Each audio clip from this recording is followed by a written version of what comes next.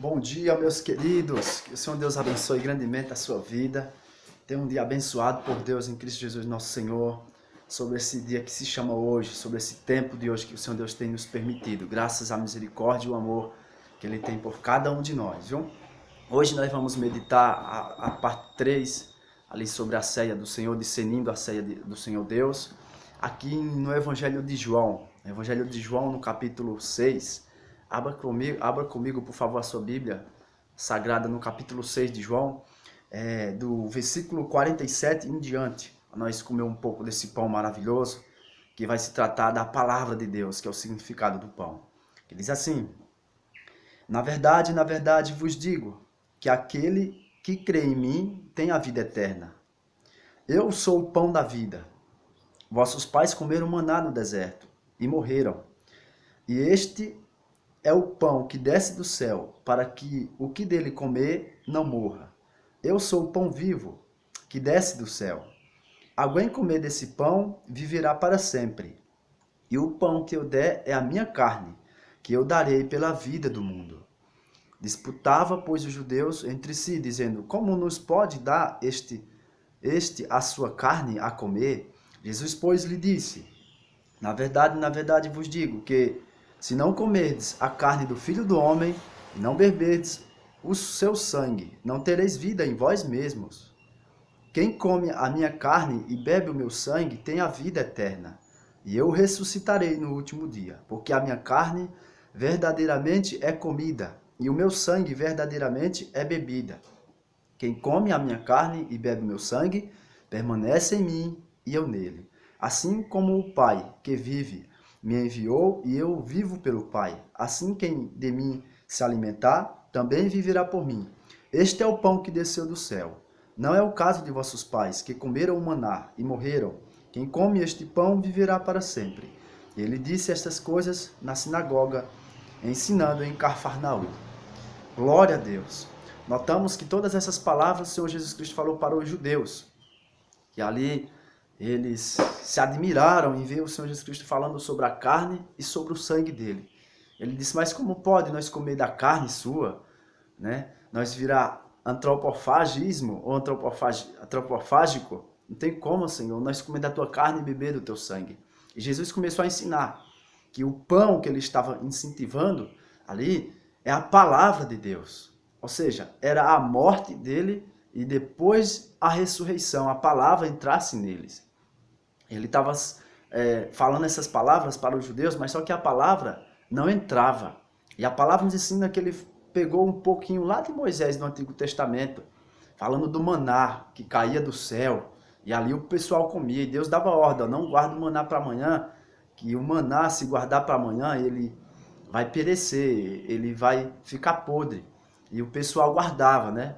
Tá falando dos cuidados da vida, sobre o cuidado de alimento que a pessoa tem. Jesus Cristo fala para nós não se preocupar com o alimento, né? Assim como ele alimenta as aves, ele alimenta também aquele a quem está confiando e quem está buscando e fazendo a vontade do Senhor Deus, daquele a quem ele enviou. Então assim estava Jesus ensinando para os judeus, e essa palavra não entrava nele. Essa passagem aqui, que fala do pão, Jesus Cristo: eu sou o pão da vida, quem come deste pão nunca terá fome, e quem bebe desse sangue nunca terá sede. O sangue está simbolizando o cálice do Senhor, a vida que ele deu por nós, e através daquela vida nós não vamos ter fome, ou seja, a palavra de Deus. Quando nós ceamos, quando nós estamos participando mais dos irmãos, ou na igreja, que nem falar que ele estava em devido lugar, isso Jesus ensinando, né? Que nem está lá em 1 Coríntios também, ele estava num lugar, mas na igreja de Coríntios, e ao mesmo tempo ele estava em um lugar, que não estava adequadamente dizendo aonde era esse lugar. Assim que nem ali em Atos também, no capítulo 2, ele estava em determinado lugar, mas no capítulo 3 ele já estava no templo, né? Onde foi curado ali um homem que estava coxo, né? E a palavra nos ensina, normalmente quando Jesus Cristo estava com ele no deserto, 2 pãozinhos, 2 peixinhos, 5 pães, ele multiplicou uma ceia grande para todos se saciaram do pão, ou seja, da palavra, mas muitos sobejaram, né? 12 cestos de pães sobejaram. Estava falando daqueles que guardavam o pão, que buscavam a Jesus, seguia a Jesus não pela sua palavra, que tem vida, como você come do pão, que é que é o símbolo da morte de Cristo, ou seja, a palavra dele entrando em nós, que é a palavra dele, que é o pão que nós comemos, que é o símbolo do corpo dele, que ele está falando aqui. E aqueles que sobejavam, a palavra nos ensina que é aqueles que têm preocupação, seguindo a Jesus, mas pelo alimento, seguindo a Jesus, mas pelo pão de cada dia, para não sentir fome carnal, ou seja, física, mas não sim uma fome espiritual da palavra, uma fome que o seu templo, que o templo do Espírito Santo, que é você, está sentindo vontade de buscar Deus através de meditar na palavra do Senhor. Se lembra lá de Eclesiastes capítulo 11? Lança o teu pão sobre as águas, reparte com 7 até com 8, porque depois de muitos dias o acharás, porque não sabe que dia sucederá sobre a terra. A palavra está falando ali, está falando do pão, não é você comprar o pãozinho e repartir para o irmão. Isso é muito bom, também a palavra ensina. Jesus Cristo fala, reparta o teu pão com o teu próximo. Aquele que tiver fome, aí está falando do pão, está falando de alimento, reparta-o. Dá ao teu próximo um pedaço de pão, dá ao teu próximo, reparte o alimento com o teu próximo. Jesus Cristo está falando lá em Eclesiastes capítulo 11, lançai o teu pão sobre as águas, ele está falando a água, a palavra de Deus. Ele está falando para você meditar. Por um exemplo, eu estou meditando na palavra, muitas vidas estão se alimentando da palavra de Deus. Estão acrescentando a sua fé, o seu ânimo, a sua esperança, tendo um conhecimento, havendo uma metanoia, uma mudança de pensamento, transformação no corpo, um caráter, através de discernir a palavra de Deus que está sendo aqui pregada. Isso é a palavra de Deus. Com mais na frente eu não sei como é que vai ser, porque a palavra fala que os dias são maus, Jesus Cristo mesmo falou, não cuidei do dia da manhã, porque o dia da manhã cuidará de si mesmo, porque os dias são maus, ele cuidará de si mesmo. Ou seja, Deus quem cuida, que fez todos os dias e fez tudo, porque por ele e para ele são todas as coisas. Então, se eu tiver um dia mau, não tiver bem, aquele pão que eu lancei, não só para 7, não só para 8, quem sabe, eu não sei o dia da manhã, que eu acabei de falar, vai ter um dia que se for mal para mim, diante de estar na presença do Senhor, buscar, fraco, a fé fraca, então aquele pão que eu reparti com 7 ou com 8, vai ter um tempo que o Senhor vai usar alguém para mim, ou seja, eu vou ser encontrado, porque depois de muitos dias o acharás. Esses dias são os dias para frente que nós não sabemos o que vai suceder. Né? Amanhã mesmo nós não já sabemos, né? Porque o dia da manhã pertence a Deus. Então, depois de muitos dias o acharás, quando você lança esse pão sobre a água, ou seja, a palavra de Deus. O que é a água? É o símbolo da palavra. Jesus Cristo falou para a mulher samaritana, mulher, se eu der da água, tu nunca mais vai sentir sede, mas se tu beber dessa, tu vai ficar com sede. Porque a água que eu lhe der, são rios de águas vivas, fluirão no vosso ventre. Sairão rios de águas vivas, fluirá no vosso ventre. Então isso é a palavra de Deus fluindo em você. E note que quando você está na palavra, você fala de um versículo aqui, de um capítulo do texto, e você vai fluindo e não tem fim. Por quê? Porque rio de águas vivas fluirão do vosso ventre. Águas vivas, a palavra de Deus. Então, querido, quando você lança o seu pão sobre as águas, que é a palavra de Deus lançando sobre a fonte, que é Jesus, sobre o rio que está ali, lá em Apocalipse, né? Que está no jardim, a árvore, e ali tem um rio também no jardim, que é Jesus. Então esse rio vai fluir para muitas almas, para muitas vidas, e vai dar vida para muitos. E como nós não sabemos o dia da manhã, se você estiver mal, querido, pode ter certeza que depois de muito dia o acharás. Você será encontrado pela palavra, porque a palavra fala que Deus não dá nada de graça. Até aquilo que nós damos, nós o recebemos, porque Ele é o Todo-Poderoso, Ele é Pai, Deus é Pai.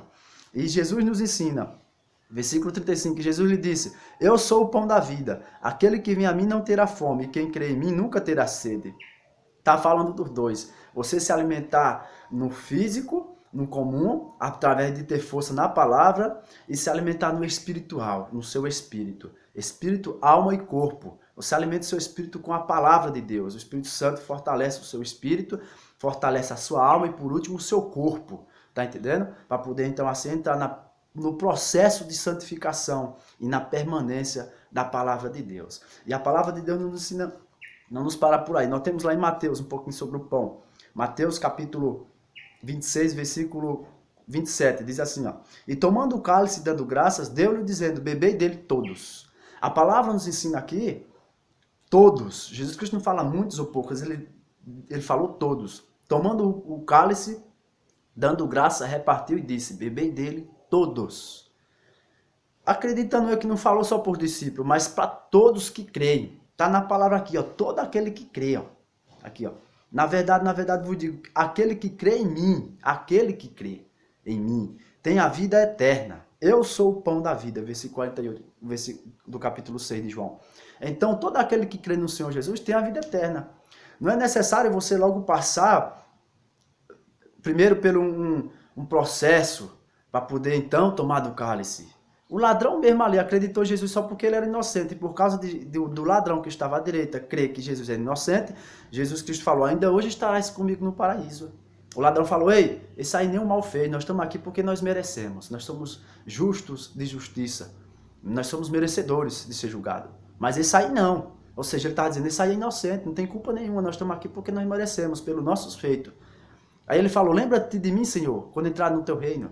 Jesus Cristo falou para o ladrão que estava à direita, a qual houve arrependimento nele. Ainda hoje estarás comigo no paraíso. O ladrão foi salvo, né, só porque acreditou que Jesus era inocente. Creu em Jesus. Imagina aí, se ele se arrependeu, aí se fosse entrar num processo, para poder, depois de haver arrependimento, lógico, isso é arrependimento, para depois, logo no arrependimento ali, ele já se converteu. E logo quando ele se converteu, antes ele creu e se converteu. Aí depois ainda ser batizado, e depois recebeu o dom do Espírito Santo, para depois Jesus Cristo vir e levar? Não, só uma coisa só. Ele só creu que Jesus era inocente, não era culpado. E ele foi salvo só nisso. Imagina se fosse por ordem, cara, que nem muitos religiosos, muitas igrejas fazem isso. Quer dizer para você, respeitando a todas as religiões, eu estou falando uma base bíblica da palavra de Deus, não é da doutrina da religião, mas é da doutrina do Senhor Jesus. Por exemplo, no catolicismo romano, a doutrina deles da época, nós vemos ali um homem chamado docentismo, na época do século I. Ele acreditava que Jesus era só uma aparência, docentismo. Ele acredita que Jesus é uma aparência. Docentismo, né, do século I, eles via a doutrina a doutrina deles, eles colocavam na palavra, mas simbolizando que a carne do Senhor era a própria carne mesmo, tá entendendo? Mas só que ele tinha um entendimento que era uma aparência do Senhor Jesus quando ele comia o pão, ou seja, quando ele comia o pão, o cálice, a ceia, quando ele ceava. E quando ele bebia o cálice, ele orava que naquele cálice, perante aquele pão, tinha vida, ou seja, a palavra. Nós sentimos isso dos primeiros séculos, tá entendendo? Já Latrão do século do ano 1215, do ano 1214 para o ano 1215, ele acreditava nos mesmos rudimentos. Ele tinha esses dogmas, tá entendendo? Esses dogmas de crer, dessa crença a qual o corpo de Cristo era uma aparência na hora que ele comia, ou seja, ele se lembrava da aparência do Senhor. Mas tem lógica eu e você se lembrar da aparência, nós não sabemos como a palavra fala que o rosto dele é como um sol, os seus olhos como tocha de fogo, né? Os seus pés como os pés reluzentes de latão, isso é a aparência do Senhor. Seu cabelo lã como neve, né? Como a lã, como a neve. E a palavra do Senhor, como as suas vozes, é como voz de muitas águas. Pode ler ali em Apocalipse, no capítulo 1, no versículo 13 em diante, que fala ali um pouco da aparência mesmo de Jesus. Assim demonstrava Latrão e, ao mesmo tempo, docentismo. E nós vimos também Inácio, também, do ano 107, né? Ele simbolizando como uma aparência concreta do Senhor Jesus Cristo. Como algo ali que se fosse um corpo e o sangue, ou seja, uma pessoa. Nós estamos vendo esses diferentes dogmas, né? Esses diferentes assuntos a qual a igreja da época, eles tinham essa descendência de entender como que era o corpo e o sangue de Cristo. Depois do século XVI, no ano 1517, veio a reforma protestante, né? De Martinho Lutero, pregando 95 teses na porta da igreja de Roma, né? E a palavra nos ensina que depois que veio esses dogmas, eles se esvaziaram, ele estava todo inchado, cheio de misticismo, né? Tá entendendo? Cheio de dogmas, cheios de seitas religiosas, até mesmo prosélito, vamos dizer assim. Aí, depois da reforma, eles tiraram a capa de muitas coisas e de ídolos, de imagens, se esvaziaram de muitos colares também, se esvaziaram até mesmo de vestimentas, né? De misticismo, essas coisas também. E acabaram havendo o quê? Um esqueleto, né? Ou seja, se esvaziaram um pouco, mas ficou os mesmos rudimentos, ficou as mesmas doutrinas, a liturgia, né? Ficou os rudimentos, muitos tiraram também a idolatria, ou seja, ficaram